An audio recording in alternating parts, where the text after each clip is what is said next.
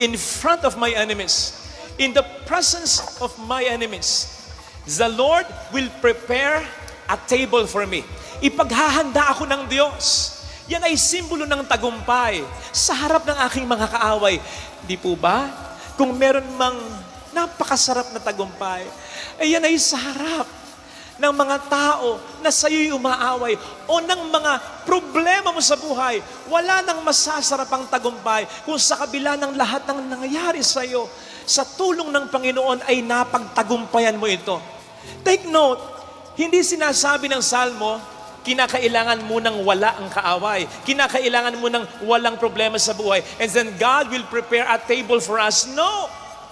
Yes, may blessing kapag walang problema. Blessing yan. Pero wag natin kakalimutan that even in the midst of sufferings and problems, God can still and will still even more bless us. Sa katunayan, doon niya mas naipaparamdam ang kanyang kapangyarihan, ang kanyang pagmamahal when everything is not okay in our life. Kapatid, hindi mo kinakailangang i-edit ang buhay mo.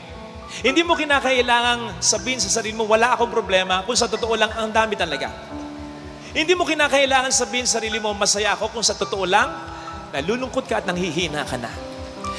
Pero, kung si Kristo talaga ay nasa buhay mo, at ang buhay mo ay nasa mga kamay ni Kristo, kapatid, sa kabila ng lahat ng ito, pwede mo pa rin ma-feel, you'll emerge victorious at panalo sa kabila ng lahat ng ito. Maayos din ito, malalampasan ko rin ito. Iba ang pag-asa ng tao na nasa mga kamay ni Kristo. Kagabi nga po, nung magpe-prepare ako para sa humilyang ito, nakita ko yung isang caption na may picture sa FB. Isang lalaki na may hawak ng rosaryo. Ang sabi ng caption, sino mang may hawak nito, siguradong panalo, walang talo. Maganda, pero kulang palagay ko. Kasi di ba may mga pagkakataong rosaryo ka ng rosaryo, simba ka ng simba, tapos darating na yung mga problema, feeling mo very down ka. Kaya nga susumbatan mo pa ang Diyos.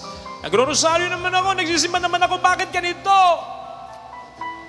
Kaya kulang yung mga ginagawa natin sa relihiyon. Kung hindi ito hahantong sa isang malalim na relasyon sa Panginoon. Tama na maghawak ng rosaryo, pero dapat mag-lead ito sa